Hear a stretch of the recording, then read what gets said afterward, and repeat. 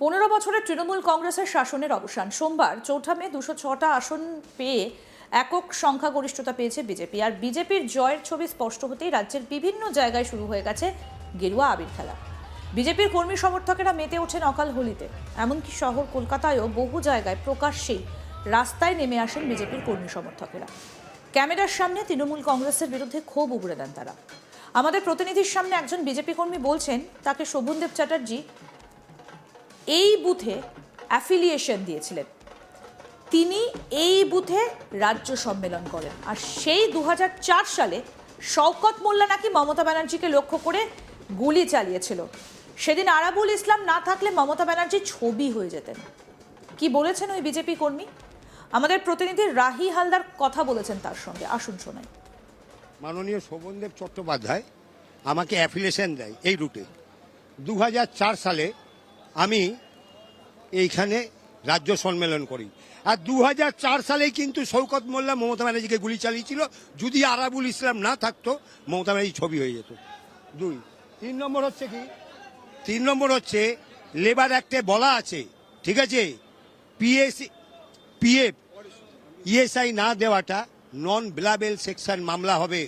ছেলেদের যেখানে 7,000 8,000 টাকা মামলা দেয়, কিন্তু লেবার ডিপার্টমেন্টের যে গেজেট বেরোয়, গেজেট অনুযায়ী তাদের মামলা, ঠিক আছে, হওয়ার কথা, ঠিক আছে, মাইনে হওয়ার কথা 18 থেকে 20,000।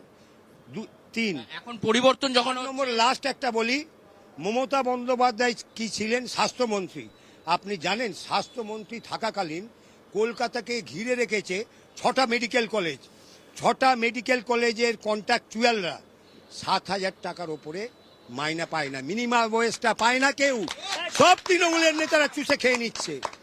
তার জন্যই আজকে পরিবর্তন। যারা প্রতিবাদ করেছে আমাকে 12 বছর করে দিয়েছে, 12 বছর পার করে দিয়েছে। আজ এই যে হকার্স ইউনিয়ন, যেটা আপনারা নতুন করে নতুন পতাকা লাগানো হলো, নতুন সূর্যোদয় বলা হচ্ছে, তো সেক্ষেত্রে দাঁড়িয়ে এবার সাধারণ যারা অটো চালক রয়েছেন, যারা এখানে হকার ইউনিয়ন যারা কর্মীরা রয়েছেন, তাদের জন্য কি হবে? তারা নতুন কি পথ দেখবে? নতুন পথ দেখবে।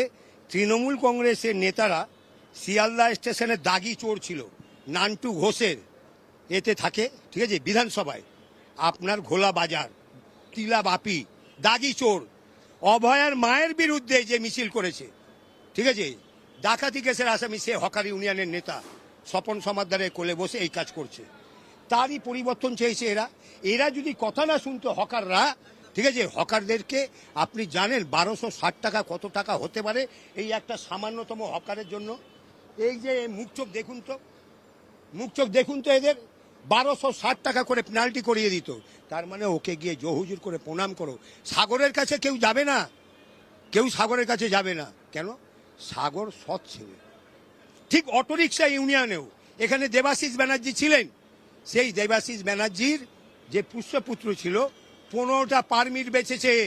আমাদের এই যারা ছেলেরা পার্টি করতো দুর্দিনে তাদের নাম করে, ঠিক আছে, পারমিট করে একটা পারমিটও দেয়নি। কিন্তু এবার থেকে এবারে দেখুন, দুটো দলের সিস্টেম আলাদা। আপনারা আমাদের থেকে অনেক ভালো জানেন। তৃণমূল পার্টি, ঠিক আছে, খালে জন্ম নেওয়া পার্টি, আর ভারতীয় জনতা পার্টি পদ্মর ওপরে জন্ম নেওয়া পার্টি। দুটো পার্টির সিস্টেমটা আলাদা।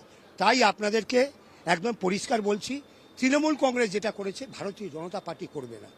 ভারতীয় জনতা পার্টি আলাউদ্দিন মন্ডল, ঠিক আছে, মুসলিম ছেলে, সবচেয়ে সৎ ছেলে আলাউদ্দিন মন্ডল।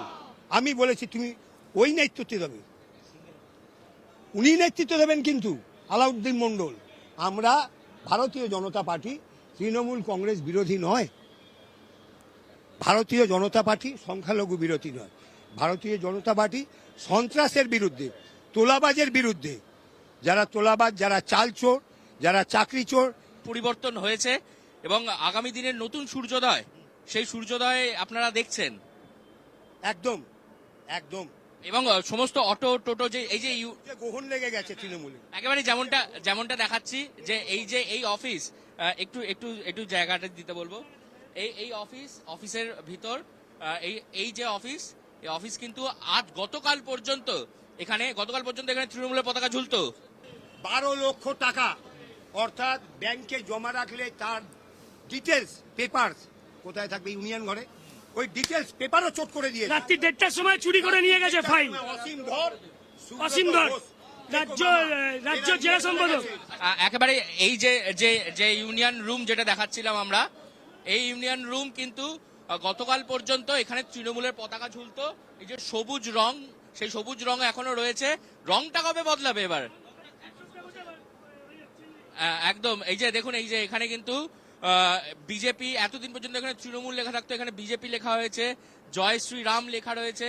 এবং এই যে পার্টি অফিস, সেই পার্টি অফিস কার্যত এখন বিজেপির আওতায়।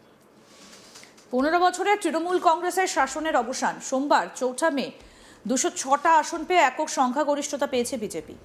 আর বিজেপির জয়ের ছবি স্পষ্ট হতে রাজ্যের বিভিন্ন জায়গায় শুরু হয়ে গেছে, একেবারে বলা যেতে পারে যে গেরুয়া আবির খেলা। একেবারে অকাল হোলির ছবি আমরা দেখতে পেয়েছি গতকালই। বিজেপির কর্মী সমর্থকেরা তারা মেতে উঠেছিলেন এই অকাল হোলিতে। এমনকি শহর কলকাতাতেও বহু জায়গায় প্রকাশ্যে একেবারে রাস্তায় নেমে বিজেপির কর্মী সমর্থকরা ক্যামেরার সামনে তৃণমূল কংগ্রেসের বিরুদ্ধে ক্ষোভ উগরে দিয়েছেন। এইরকমই আমাদের একজন প্রতিনিধির সামনে, রাহি হালদার, তার সামনে একজন বিজেপির কর্মী বলছেন তাকে শোভনদেব চ্যাটার্জি 2004 সালে এই বুথে অ্যাফিলিয়েশন দিয়েছিলেন। তিনি এই বুথে রাজ্য সম্মেলন করেন। আর সেই 2004 সালে শওকত মোল্লা নাকি মমতা ব্যানার্জিকে লক্ষ্য করে গুলি চালিয়েছিল। সেদিন আরাবুল ইসলাম না থাকলে মমতা ব্যানার্জি ছবি হয়ে যেতেন। এই কথা বলতে শোনা গেল ওই বিজেপি কর্মীকে। বিজেপি নেতা সাগর রায়চৌধুরী তার বক্তব্য আপনাদেরকে শোনালাম। আমরা জানি যে এই ভাঙড়, দক্ষিণ 24 পরগনার এই ভাঙড় সব থেকে উত্তপ্ত জায়গা। এখানে ভাঙড় কেন্দ্রে এবারেও জয়লাভ করেছেন আইএসএফের প্রার্থী নওশাদ সিদ্দিকী। আরাবুল ইসলামকে হারিয়ে 2021 সালে তিনি প্রথমবার বিধায়ক নির্বাচিত হন। তবে আরাবুল ইসলাম হেরে যাবার পরই দলের সঙ্গে তার দূরত্ব বাড়ে, বিশেষত পঞ্চায়েত 2023-এর পঞ্চায়েতে তার বিরুদ্ধে একাধিক অভিযোগ ওঠে। তারপর আরাবুল ইসলাম ব্রাত্য হয়ে যান। শওকত মোল্লা, ক্যানিং পূর্বের তৃণমূল বিধায়ক, তিনি একেবারে ভাঙড়ে মাটি আঁকড়ে পড়েছিলেন। তারপর এবারের ভোটে 2026-এর ভোটে শওকত মোল্লাকে দল প্রার্থী করে। অন্যদিকে আইএসএফে যোগদান করেছেন আরাবুল ইসলাম। তিনি ক্যানিং পূর্ব থেকে আইএসএফের হয়ে লড়াই করলেও তিনি শেষমেশ জিততে পারেননি। কিন্তু শওকত মোল্লা তিনি হেরে যান। এবারও ভাঙড় সিট হারাতে হয়েছে তৃণমূল কংগ্রেসকে। আইএসএফের নওশাদ সিদ্দিকী তিনি জয়লাভ করেছেন।